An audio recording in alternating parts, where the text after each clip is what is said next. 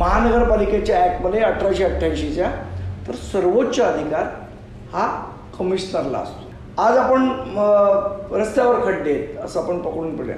जो तिथला स्थानिक नगरसेवक आहे त्याला दिसलं की माझ्या इथे रस्त्यावर खड्डे आहेत, तर त्याच्याकडे अधिकार काय आहे की त्यांनी समजा तो इंजिनियरला सांगेल बाबा हे खड्डे बुजवून दे, पण ते क्वालिटी काम होतं आहे की नाही होतं आहे हे चेक कोण करणार? इंजिनियरच करू शकतो. जर समजा त्या इंजिनियरने चुकीचं काम केलं तर त्याला शिक्षा देण्याचा अधिकार कोणाचा? तर नगरसेवकाकडे शिक्षा देण्याचे कुठलेही अधिकार नगरसेवकाकडे नाहीत. ते अधिकार म्हणजे महानगरपालिकेच्या कमिशनर साहेबांकडे. मग जर ज्याच्याकडे अधिकार नाही त्याला आपण ब्लेम करतोय का? आणि ज्याच्याकडे अधिकार आहेत तो लोकांसमोर येतच नाही.